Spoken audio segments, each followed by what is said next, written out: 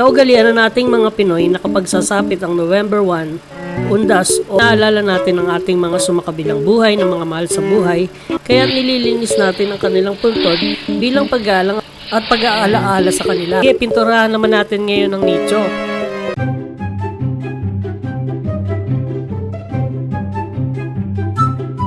O ayan, ang ganda.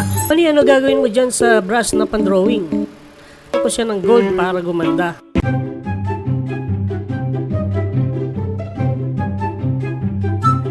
Wow, ang ganda niyan, Toy ah. Pwede bang ganyan din ang gawin mo sa lapida ng yumaong kong asawa? Hindi po ako sigurado, baka sumablay ang kamay ko. Hindi. Sige na, kaya mo yan. Hayaan mo, bibigyan ko kayong pangmeryendang 3. Ang ginawa mo, Iha, gawin mo rin yung sa akin. Ako rin. Sa amin din. Sa akin din. Dami nating kinita. Bilangin natin kung nakamagkano tayo.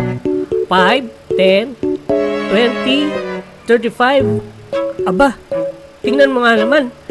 Naka 70 pesos pala tayo. Tig 20 kayo. Tapos akin yung natira. Okay ba?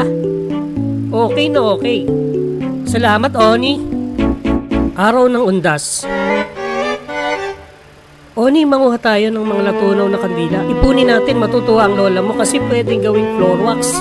Para sa mga kabataan ngayon na walang idea, noong araw iniipon namin ang mga natunaw na kandila at binibilog na parang bola. Palakihan kami ng bola noon. Ang ginagawa sa kandila ay papainitin muli sa lata at pag natunaw na muli ay magandang gawing floor wax dahil ginagamit namin yung kandila na tinunaw para gawing floor wax. Kaya ayun, nakabang kami sa mga kandila na nakasindi at kapag naubos na ay nag-aagawan pa kaming kunin ito at aming iniipon at ginagawang bola. Huy, Tonton, huwag mong kunin yung kandila. Hindi pa natutunaw yan at nakasindi pa. Wala naman tong may-ari, umalis na. Sino may sabi sa'yo na wala nang may-ari? Nandito pa ako, Ron.